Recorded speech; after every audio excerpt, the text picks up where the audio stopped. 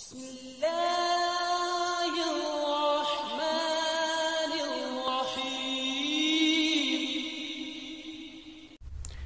चलें आज की वीडियो जो है वो शुरू करते हैं। आज की हमारी वीडियो केमिस्ट्री के ऊपर है। यूनिट 2 है 9th क्लास का, स्ट्रक्चर ऑफ एटम्स। आज हमने लेक्चर नंबर 4 जो है वो पढ़ना है। आज की वीडियो में जो हम क्वेश्चन करने जा रहे हैं वो बहुत ज़्यादा इंपॉर्टेंट है और एग्जाम में जो है वो अक्सर आता होता है, इसलिए आप लोगों ने मेरी वीडियो कंप्लीट देखनी है और ध्यान से जो है वो सुनना है जो मैं आप लोगों को बताऊँगा। तो आज की वीडियो में हम बात करेंगे रदरफोर्ड के जो एटॉमिक मॉडल है उसके बारे में, या इसको जो है वो गोल्ड फॉयल एक्सपेरिमेंट जो है वो भी बोलते हैं। ठीक है, अगर एग्जाम में आता है कि एक्सप्लेन रदरफोर्ड एटॉमिक मॉडल या एग्जाम में आता है कि एक्सप्लेन गोल्ड फॉयल एक्सपेरिमेंट, तो आपने दोनों में यही चीज़ें लिखनी है जो आज की वीडियो में मैं आप लोगों को बताऊंगा। दोनों चीज़ें जो हैं वो सेम है और ये बहुत इंपॉर्टेंट क्वेश्चन है। तो सबसे पहले देखें तो जो एक्सपेरिमेंट की जो है वो डिटेल देख लेते हैं। इसको रदरफोर्ड एटॉमिक मॉडल या गोल्ड फॉयल एक्सपेरिमेंट बोलते हैं। ठीक है, और इसकी जो एक्सपेरिमेंट डिटेल्स में आप लिखेंगे वो क्या लिखेंगे, सबसे पहले ईयर लिखेंगे, इसके बाद जो आप परफॉर्म बाई लिखेंगे, तीसरे नंबर पे आप पर्पस लिखेंगे, चौथे नंबर पे आप जो है वो प्रोसेस जो हुआ था सारा इस एक्सपेरिमेंट के अंदर जो रदरफोर्ड ने किया था वो आप लिखेंगे। ईयर कौन सा था जब रदरफोर्ड ने ये एक्सपेरिमेंट किया था, वो था 1911 में उसने एक्सपेरिमेंट किया था, perform by Rutherford. Of course उसका पर्पस क्या था, बेसिकली ये एक्सपेरिमेंट करने के लिए to understand how positive and negative charge को एग्जिस्ट इन एटम। मतलब कि वो जानना चाहता था कि एक एटम के अंदर नेगेटिव और पॉजिटिव जो चार्ज होते हैं वो कैसे रहते हैं। ठीक है, दोनों इकट्ठे कैसे रहते हैं एक एटम के अंदर, वो ये अंडरस्टैंड करना चाहता था। इसके बारे में उसने जानने के लिए जो है गोल्ड फॉयल एक्सपेरिमेंट जो है वो की है। प्रोसेस क्या था उसका सारा, उसने कैसे किया, तो सबसे पहले देखें उसने जो अल्फा पार्टिकल्स थे उसकी उसने बम्बार्डमेंट करवाई। ठीक है, उसने एक गोल्ड फॉयल ली, बहुत ही उसकी यानी कि बहुत ही बारीक थी, वो बहुत ही थिन थी वो, उसके ऊपर उसने अल्फा जो पार्टिकल्स थे उनकी बम्बार्डमेंट करवाई। इसके साथ उसने क्या किया, उसने एक स्क्रीन ली, फोटोग्राफिक स्क्रीन ली, जिसके ऊपर उसने जिंक सल्फाइड की जो है वो कोटिंग की, और उसने इस पर्पज़ के लिए ये कोटिंग की, इस पर्पज़ के लिए ये स्क्रीन ली। वो देखना चाह रहा था कि जो अल्फ़ा पार्टिकल्स हैं उनका इफेक्ट क्या आता है। ठीक है, वो जो अल्फ़ा पार्टिकल वो बम्बार्डमेंट करवा रहा था गोल्ड फॉयल के ऊपर, वो देखना चाह रहा था कि उसका जो रिजल्ट है, ठीक है, उसका जो इफेक्ट है अल्फ़ा पार्टिकल्स का वो क्या आता है। इसलिए उसने ये पर्पज़ के लिए जो स्क्रीन है, फोटोग्राफिक स्क्रीन जो है वो यूज़ की। ठीक है, तो एक्सपेरिमेंट की डिटेल में आप ये बस 4 चीज़ें लिखेंगे। एक्सपेरिमेंट 1911 में हुआ, रदरफोर्ड ने किया। उसके करने का मकसद ये था कि वो अंडरस्टैंड करना चाहता था कि नेगेटिव और पॉजिटिव जो चार्ज हैं वो एक एटम के अंदर कैसे एग्जिस्ट करते हैं। ठीक है, और इसके लिए, इस पर्पज़ के लिए उसने जो है अल्फ़ा पार्टिकल की बम्बार्डमेंट करवाई थिन गोल्ड फॉयल के ऊपर, और उसने फोटोग्राफिक स्क्रीन लगाई, उस स्क्रीन के ऊपर उसने जिंक सल्फाइड की कोटिंग की। ये स्क्रीन उसने इसलिए लगाई कि वो ऑब्जर्व करना चाहता था जो अल्फ़ा पार्टिकल का इफेक्ट है वो क्या है, वो ऑब्जर्व करना चाहता था। ठीक है, तो एक्सपेरिमेंट की डिटेल में आप ये लिखेंगे। इसके बाद जो सेकंड नंबर पे हमारे पास चीज़ इसके अंदर आप लिखेंगे वो है डायग्राम। डायग्राम आपने बनानी है और अच्छे तरीके से आपने डायग्राम बनानी है। ठीक है, इसके मार्क्स होते हैं। तो सबसे पहले देखें उसने क्या किया, उसने एक लेड ब्लॉक शील्ड ली। ठीक है, उसने एक शील्ड ली जो किस चीज़ से बनी हुई थी, जो लेड से बनी हुई थी। ठीक है, एक ब्लॉक लिया उसने, बेसिकली एक डब्बा लिया उसने, ठीक है, जो लेड से बना हुआ था। अब उसके अंदर उसने क्या किया, उसने रेडियो एक्टिव एलिमेंट्स जो थे वो उसने इस ब्लॉक के अंदर रखे। अब लेड शील्ड जो ब्लॉक शील्ड है वो लेने का पर्पज़ क्या था, ये जो रेडियो एक्टिव एलिमेंट्स होते हैं ये रेडिएशन जो है वो रिलीज़ करते हैं। जब ये रेडिएशन रिलीज़ करते हैं तो वो रेडिएशन जो है वो इफेक्ट कर सकती हैं ह्यूमन बींग्स को और बाकी चीज़ों को, इसलिए उसने इस ब्लॉक के अंदर रेडियो एक्टिव एलिमेंट रखा। इस ब्लॉक का जो एक जगह है यहाँ पे सुराख था जहाँ से जो रेडियो एक्टिव रेडिएशंस थी जो वो निकल के जाती थी। ठीक है, बाकी सारा जो ब्लॉक है वो शील्ड था, फुल था, बंद था। तो जो रेडियो एक्टिव एलिमेंट्स उसने लिए वो रेडियम और पोलोनियम जो हैं वो उसने जो है वो इस तरह के जो रेडियो एक्टिव एलिमेंट्स थे वो उसने यूज़ किए। अब होता क्या है, ये जो रेडियो एक्टिव एलिमेंट्स उसने जब शील्ड के अंदर रखे, ब्लॉक के अंदर रखे, तो इनकी जो रेडिएशन है वो निकली यहाँ से, इस डायरेक्शन में इनकी रेडिएशन जो है वो निकलती थी। ठीक है, क्योंकि यहाँ पे उसने क्या किया था, होल बनाया था। इन जो होल उसने बनाया था ब्लॉक के अंदर, वहाँ से रेडियो एक्टिव एलिमेंट की जो है वो रेडिएशन निकलती थी। तो ये जो रेडिएशन निकलती थी, ठीक है, इसको उसने जो है वो हीलियम न्यूक्लियाई जो He इसके ऊपर +2 चार्ज होता है ये होती थी। ठीक है, तो जो रेडिएशन निकलती थी रेडियोएक्टिव एलिमेंट से वो क्या थी, हीलियम न्यूक्लियाई थी। ठीक है, तो उसने क्या किया, इन रेडिएशन के रास्ते में उसने एक ये वाला रखा। ठीक है, इसको क्या बोलते हैं, गोल्ड फॉयल बोलते हैं, और इसकी जो थिकनेस थी वो 0.0004 सेंटीमीटर थी। मतलब बहुत ही बारीक जो है थिकनेस की उसने गोल्ड फॉयल इन रेडिएशन के रास्ते में रखी। ठीक है, अब उसने क्या किया, और फिर ये वाली जो चीज़ है ये हमारे पास क्या है, ये उसने फोटोग्राफिक जो स्क्रीन है वो उसने यूज़ की, ठीक है। ये क्या है, हमारे पास फोटोग्राफिक प्लेट या स्क्रीन है, और इस स्क्रीन के ऊपर उसने जिंक सल्फाइड की कोटिंग की, ठीक है।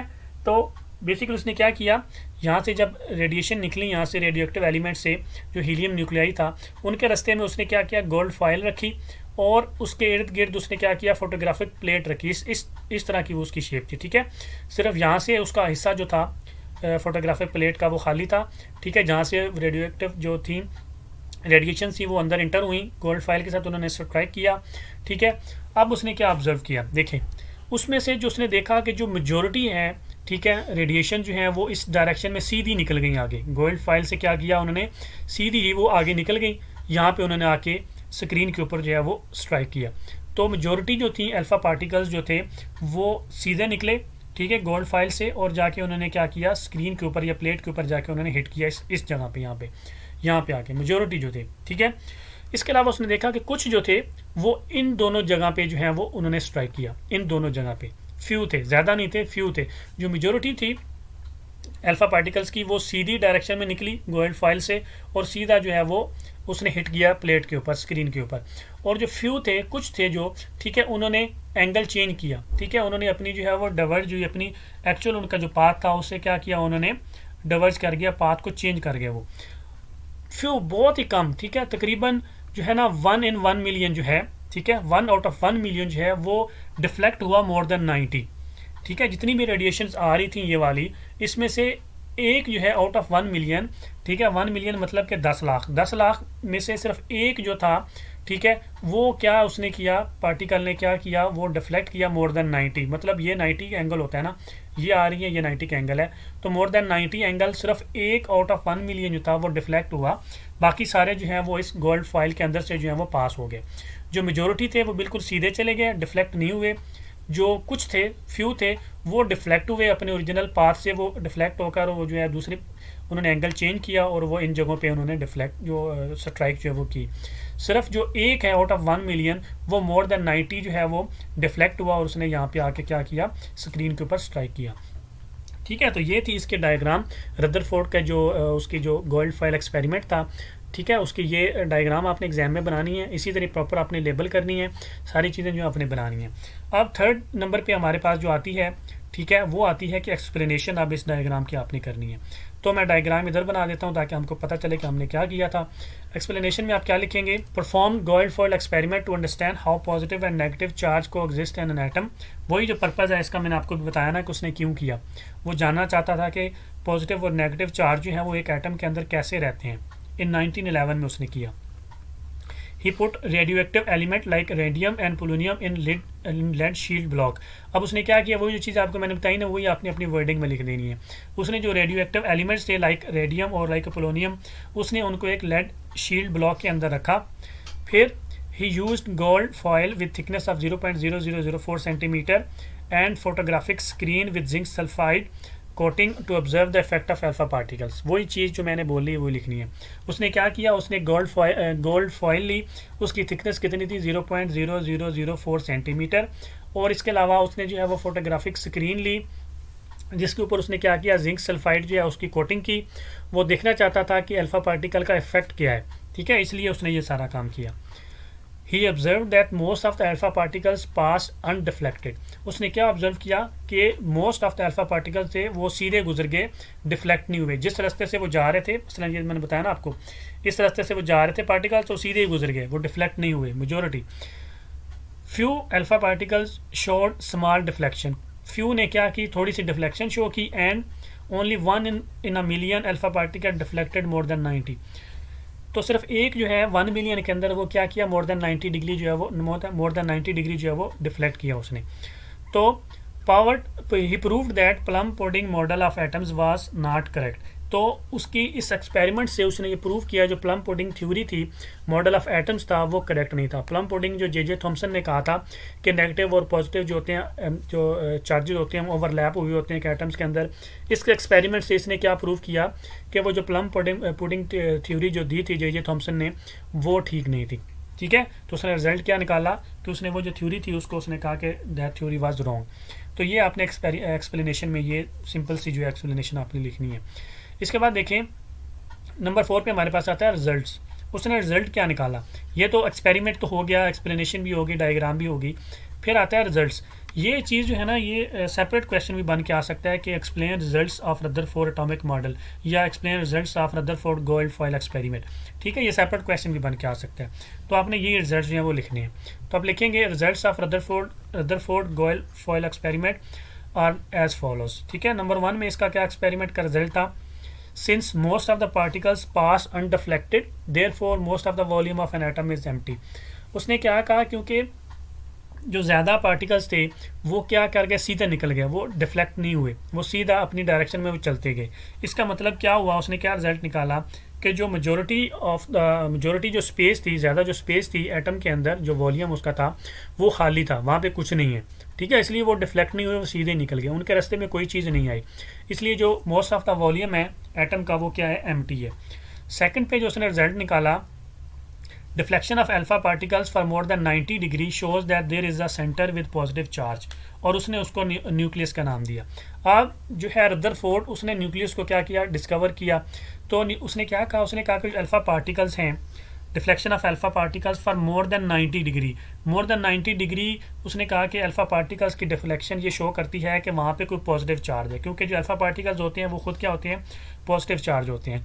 इसलिए अगर वो किसी पॉजिटिव के साथ टकराएंगे तो वो मोर देन 90 डिग्री जो है वो डिफ्लेक्ट करेंगे। तो उसने क्या कहा, क्योंकि अल्फा पार्टिकल मोर देन 90 वापस आए, ठीक है, आल्दो वो एक ही था लेकिन आया तो सही, तो इसका मतलब है कि सेंटर के अंदर जो है वो कोई पॉजिटिव चार्ज चीज़ मौजूद है। उसने उसको क्या नाम दिया, न्यूक्लियस का नाम दिया, न्यूक्लियस ऑफ एटम का नाम दिया। ठीक है, अब तीसरे नंबर पे जो उसने रिजल्ट निकाला, उसने कहा complete rebounds of few particles shows nucleus is very hard and dense. उसने कहा कि फ्यू पार्टिकल्स जो कंप्लीट वापस आ गए थे, ठीक है, उसकी वजह से उसने क्या रिजल्ट निकाला कि वो जो न्यूक्लियस था मिडल वाला वो बहुत ज़्यादा हार्ड और डेंस है। ठीक है, क्योंकि वो फ्यू पार्टिकल्स जो है वो कम्प्लीटली वापस आ गए, तो उसने क्या कहा कि जो न्यूक्लियस है वो बहुत ज़्यादा हार्ड और डेंस है। ये उसने रिजल्ट निकाला। अब नंबर 4 पे उसने क्या रिजल्ट निकाला, since only few particles were deflected it shows size of nucleus is very small.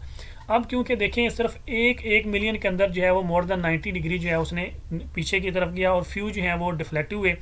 ठीक है, तो मेजोरिटी जो थे वो क्या कर गए, सीधे निकल गए, ओनली फ्यू जो है वो डिफ्लेक्ट हुए। तो इसका क्या मतलब है कि वो जो न्यूक्लियस था उसका जो साइज़ है वो बड़ा छोटा है, बड़ा स्मॉल साइज़ है। ठीक है, क्योंकि अगर वो साइज़ में बड़ा होता तो मेजोरिटी ऑफ जो वो पार्टिकल्स थे वो क्या कर जाते हैं, डिफ्लेक्ट कर जाते। लेकिन इसके एक्सपेरिमेंट में सिर्फ फ्यू जो पार्टिकल्स थे वो डिफ्लेक्ट हुए। इससे उसने रिजल्ट निकाला कि न्यूक्लियस का जो साइज़ है वो बहुत छोटा है। इसके बाद देखें तो नंबर 5 पे जो है वो डिस्कवरी ऑफ न्यूक्लियस है। ये जो इधर नंबर सेकंड पॉइंट पे आ गया ना, डिस्कवरी ऑफ न्यूक्लियस, वो इसी रदरफोर्ड का ही जो है वो एक्सपेरिमेंट का रिजल्ट है। तो डिस्कवरी ऑफ न्यूक्लियस में आप क्या लिखेंगे, नंबर 1 में ही proposed a planetary model for an atom in which electrons revolve around the nucleus. उसने कहा कि जिस तरह हमारा प्लैनेट है ना, इसी तरह उसने एक प्लानेटरी मॉडल दिया एटम्स का। उसने उसके अंदर क्या कहा कि जो इलेक्ट्रॉन्स हैं वो रिवॉल्व करते हैं अराउंड न्यूक्लियस, मतलब जिस तरह न्यूक्लियस है एक मिडल में, उसके इर्द गिर्द जो है वो बाकी इलेक्ट्रॉन्स जो है वो रिवॉल्व करते हैं, जस्ट लाइक हमारी जो ज़मीन है फॉर एग्जाम्पल अर्थ का रिवॉल्व कर रही है, इस तरह के जो सिस्टम होता है हमारा प्लैनेट का। तो नंबर 2 पे उसने क्या कहा, उसने कहा an atom as a whole is neutral it means number of protons are equal to number of electrons। पहले नंबर पे उसने कहा कि जो हमारा जो एटम है, ठीक है, उसका जो सिस्टम है वो जस्ट लाइक अ प्लैनेट, हमारा जो ज़मीन है, जो हमारा जो प्लैनेट है सियारों वाला, ठीक है, तो उसकी तरह ही है, मतलब इलेक्ट्रॉन उसके अंदर रिवॉल्व करते हैं और दरमियान में उसका क्या होता है, न्यूक्लियस होता है। सेकंड पे उसने कहा कि जो एटम है एज ए होल न्यूट्रल है, उसके अंदर जितने नंबर ऑफ प्रोटॉन जिनके ऊपर पॉजिटिव चार्ज है वो इक्वल है नंबर ऑफ इलेक्ट्रॉन के जिनके ऊपर नेगेटिव चार्ज है। तो मतलब एज ए होल जो एटम होता है वो न्यूट्रल होता है। तीसरे नंबर पे उसने क्या कहा, except electrons all other elements which lie in nucleus are called nucleons. उसने कहा कि इलेक्ट्रॉन्स, क्योंकि इलेक्ट्रॉन्स न्यूक्लियस के बाहर रिवॉल्व कर रहे होते हैं, मूव कर रहे होते हैं, उसके अलावा जितने भी दूसरे एलिमेंट्स होते हैं जो न्यूक्लियस के अंदर होते हैं उनको उसने क्या नाम दिया, उनको उसने न्यूक्लियॉन्स का नाम दिया। ठीक है, तो ये 3 पॉइंट्स जो आपने इसके अंदर लिखने हैं। पहला पॉइंट आपने लिखना है कि उसने जो मॉडल प्रपोज किया वो लाइक अ प्लानेटरी मॉडल था जिसके अंदर न्यूक्लियस दरमियान में होता था और इलेक्ट्रॉन जो है उसके इर्द गिर्द रिवॉल्व करते थे। सेकंड पे उसने कहा कि atom as a whole neutral होता है, जितने नंबर ऑफ इलेक्ट्रॉन्स होते हैं उतने नंबर ऑफ प्रोटॉन्स होते हैं। तीसरे नंबर पर आपने लिखना है कि इलेक्ट्रॉन्स क्योंकि न्यूक्लियस से बाहर होते हैं, इसलिए उसने कहा कि इलेक्ट्रॉन्स के अलावा बाकी जितने भी एलिमेंट्स होते हैं जो न्यूक्लियस के अंदर होते हैं उनको न्यूक्लियॉन्स बोलते हैं। ठीक हो गया। तो इसकी जो है वो इंट्रोडक्शन, इसकी डायग्राम की एक्सप्लेनेशन, इसके रिजल्ट्स भी बहुत ज़्यादा इंपॉर्टेंट है। सेपरेट शॉर्ट क्वेश्चन भी आ सकता है, इसमें डिस्कवरी ऑफ न्यूक्लियस भी आपने लिखना है। इसके बाद जो है वो छोटा सा एक और टॉपिक इसका बन सकता है नंबर 6 के ऊपर, वो है डिफेक्ट्स इन मॉडल। मतलब ये एक सेपरेट क्वेश्चन भी बन सकता है। अगर सेपरेट क्वेश्चन ना बने, अगर लॉन्ग क्वेश्चन में ये सिर्फ रदरफोर्ड एटॉमिक मॉडल आया हुआ है, तो आपने ये छठा पॉइंट भी लिखना है, डिफेक्ट्स इन रदरफोर्ड मॉडल। तो उसका जो एक्सपेरिमेंट्स था उसमें कुछ डिफेक्ट्स भी थे, वो अभी देख लेते हैं। तो defects in Rutherford atomic model are listed below. कौन कौन से हैं? नंबर 1 में देखें, according to the model electrons revolve around the nucleus. अब उसने क्या कहा था कि जो इलेक्ट्रॉन है वो न्यूक्लियस के इर्द गिर्द मूव करते हैं, ठीक है, ये उसने कहा था। अब ये देखें जो उसका पहला था, डिस्कवरी ऑफ न्यूक्लियस के अंदर देखें, जब पहला पॉइंट था ना, उसने क्या कहा था, in which electrons revolve around the nucleus. तो उसने क्या कहा कि जो इलेक्ट्रॉन्स हैं वो न्यूक्लियस के इर्द गिर्द रिवॉल्व करते हैं। अब देखना हमने, ठीक है, but in long run it is not possible since revolving electrons will lose energy. अब होता क्या है बेसिकली, अगर वो कॉन्टिन्यूसली एक न्यूक्लियस के इर्द गिर्द रिवॉल्व करेंगे तो वो क्या करेंगे, लॉन्ग रन में अपनी जो एनर्जी है वो लूज़ करेंगे। जब वो एनर्जी लूज़ करेंगे तो वो स्लोली न्यूक्लियस के करीब आते जाएंगे, और एट द एंड वो क्या करेंगे, न्यूक्लियस के अंदर गिरकर एटॉमिक स्ट्रक्चर जो है उसको तबाह कर देंगे। ठीक है, तो ये उसका क्या है, डिफेक्ट है, उसकी जो एक्सपेरिमेंट था उसका डिफेक्ट था। ठीक है, मतलब एक रियलिटी जो है ना उसके अगेंस्ट उसका जो था ना मॉडल, या उसका जो उसने जो एक्सपेरिमेंट डिटेल बताई थी वो अगेंस्ट जा रही थी। होता क्या है, ऐसे देखें, फॉर एग्जाम्पल ये न्यूक्लियस है, उसने कहा इसके ऊपर प्लस चार्ज है। ठीक है, अब ये जो है इलेक्ट्रॉन है, फॉर एग्जाम्पल इसके इर्द गिर्द रिवॉल्व कर रहे हैं। अब अकॉर्डिंग टू हिम, ठीक है, वो कंटिन्यूसली रिवॉल्व कर रहे हैं। ठीक है, ये क्या कर रहे हैं, कंटिन्यूसली रिवॉल्व कर रहे हैं। तो जो भी पार्टिकल जो सर्कुलर मोशन के अंदर होता है, ठीक है, ऐसा पार्टिकल जो सर्कुलर मोशन के अंदर होता है वो क्या करता है, एक्सेलरेशन गेन करता है। जब वो एक्सेलरेशन गेन करता है तो उस एक्सेलरेशन की वजह से जो चार्ज पार्टिकल होते हैं वो एनर्जी इमिट करते हैं और बिकमिंग क्लोज टू न्यूक्लियस, और न्यूक्लियस के क्लोज होते जाते हैं। ठीक है, जो पार्टिकल्स जिनके ऊपर चार्ज होता है वो एक्सेलरेशन की वजह से क्या करते हैं, एनर्जी रिलीज करते हैं। ठीक है, जो भी रिवॉल्विंग होता है वो एनर्जी रिलीज करता है और वो न्यूक्लियस के करीब होता जाता है। तो देखें स्लोली क्या करेंगे, ये इस जो हमारा ये जो ऑर्बिट है यहाँ से इस ऑर्बिट में शिफ्ट हो जाएंगे, फिर यहाँ से इस ऑर्बिट में शिफ्ट हो जाएंगे, फिर यहाँ से सीधा न्यूक्लियस में फॉल करेंगे, और फिर क्या करेगा, एटॉमिक स्ट्रक्चर जो है हमारा तबाह हो जाएगा। तो इसलिए ये जो है इसका मॉडल जो है वो इसको कम्प्लीटली या ब्रीफली इसको प्रॉपर तरीके से एक्सप्लेन नहीं कर सका कि जो इलेक्ट्रॉन्स हैं वो कैसे रिवॉल्व करते हैं, वो उसके बारे में इसने जो है वो साइलेंट है। ठीक है, तो according to him electron revolve around the nucleus. अगर हम ये जूम कर लें कि इलेक्ट्रॉन जो है वो कंटिन्यूसली न्यूक्लियस के इर्द गिर्द रिवॉल्व कर रहे हैं, तो इससे क्या होगा, वो एक्सेलरेशन गेन करेंगे। एक्सेलरेशन गेन करने से क्या करेंगे, वो एनर्जी जो है वो लूज़ करेंगे। एनर्जी लूज़ करने की वजह से वो जो न्यूक्लियस है वो उनको अपनी तरफ अट्रैक्ट करता जाएगा, और एट द एंड क्या होगा, न्यूक्लियस के अंदर वो फॉल करेंगे और एटॉमिक स्ट्रक्चर जो है वो तबाह हो जाएगा। अब सेकंड नंबर पे देखें तो जो इसमें डिफेक्ट है इसके मॉडल में वो है, if electrons emits energy continuously then they should form a continuous spectrum. अब होता क्या है अकॉर्डिंग टू हिम कि वो रिवॉल्व कर रहे हैं, ठीक है, न्यूक्लियस के इर्द गिर्द कॉन्टिन्यूसली रिवॉल्व कर रहे हैं। अगर वो न्यूक्लियस के इर्द गिर्द कॉन्टिन्यूसली रिवॉल्व कर रहे हैं तो इसका मतलब है कि उनकी जो एनर्जी है वो एमिट होनी चाहिए कॉन्टिन्यूसली, क्योंकि वो कॉन्टिन्यू ही मूवमेंट कर रहे हैं। और अगर उनकी एनर्जी जो है वो कॉन्टिन्यूसली एमिट हो तो उनका जो स्पेक्ट्रम बनता है वो कॉन्टिन्यूस स्पेक्ट्रम बनना चाहिए, इस तरह का स्पेक्ट्रम बनना चाहिए, ये वाला, इसको कॉन्टिन्यूस स्पेक्ट्रम बोलते हैं। ठीक है, इसमें क्या होता है कॉन्टिन्यूस स्पेक्ट्रम में, मैं थोड़ा सा आपको बता दूं, इसके अंदर जो होता है वो सारी वेवलेंथ्स होती हैं, सर्टेन रेंज की जो वेवलेंथ्स होती हैं वो सारी होती हैं। ठीक है, जस्ट लाइक अ रेनबो देखें ना, उसके अंदर काफ़ी जो डिफरेंट कलर जो होते हैं हमको डिफरेंट एक स्पेसिफिक रेंज के अंदर जो डिफरेंट वेवलेंथ की जो होती है वो शो हो रहे होते हैं सारे कलर, इसको क्या बोलते हैं, कॉन्टिन्यूस स्पेक्ट्रम बोलते हैं। तो अगर हम रदरफोर्ड का जो एक्सपेरिमेंट है, ठीक है, उसका जो रिजल्ट है जो उसने दिया, अगर उसको हम सही मान लें कि इलेक्ट्रॉन जो है वो कंटिन्यूसली रिवॉल्व कर रहे हैं एक ही ऑर्बिट के अंदर और एनर्जी भी एमिट कर रहे हैं, ठीक है, तो इसका क्या होना चाहिए था कि कंटिन्यूस स्पेक्ट्रम बनना चाहिए था। इस तरह का जो है वो स्पेक्ट्रम हमारे पास जो है वो बनना चाहिए था। लेकिन एक्चुअल होता क्या है, but in fact line spectrum was found, लेकिन जो एक्चुअल में इन्होंने डिस्कवर किया केमिस्ट लोगों ने वो लाइन स्पेक्ट्रम था, जो था कंटिन्यूस स्पेक्ट्रम नहीं था। लाइन स्पेक्ट्रम इस तरह का होता है, ठीक है, जिसके अंदर क्या होता है, कंसिस्ट ओनली फ्यू वेवलेंथ, कुछ थोड़ी सी जो वेवलेंथ होती हैं वो कंसिस्ट होती हैं, ठीक है, सब वेवलेंथ जो है वो कंसिस्ट नहीं होती। तो ये भी इसका जो था वो क्या था, डिफेक्ट था। इसका एक्सपेरिमेंट जो था वो एज ए रियलिटी जो ये 2 पॉइंट हैं उनको मीट नहीं करता था। ठीक है, पहला पॉइंट्स में क्या था कि वो जो एनर्जी उसने कहा था कि वो जो रिवॉल्व कर रहे हैं, ठीक है, इलेक्ट्रॉन न्यूक्लियस के इर्द गिर्द, अगर हम उसको एज्यूम कर लें, मान लें, तो इलेक्ट्रॉन क्या करेंगे, अपनी रिवॉल्विंग के दौरान क्या करेंगे, एनर्जी रिलीज करेंगे, उसकी वजह से न्यूक्लियस के अंदर गिरेंगे और वो एटॉमिक स्ट्रक्चर जो है वो कोलैप्स करेंगे। सेकंड, अगर वो कंटिन्यूसली एनर्जी एमिट कर रहे हैं तो उनका जो स्पेक्ट्रम है वो कंटिन्यूस बनना चाहिए, लेकिन इनफैक्ट इन रियलिटी वो कंटिन्यूस नहीं बनता, वो लाइन स्पेक्ट्रम बनता है। ठीक है, तो ये इसके दो डिफेक्ट हैं। तो आई होप कि आप लोगों को मेरी आज की वीडियो अच्छी लगी होगी। अगर आप लोगों को मेरी आज की वीडियो अच्छी लगी तो कहने मेरे चैनल को सब्सक्राइब कर दें, लाइक कर दें, अपना बहुत सारा ख्याल रखें, दुआ में याद रखें। अल्लाह हाफिज़।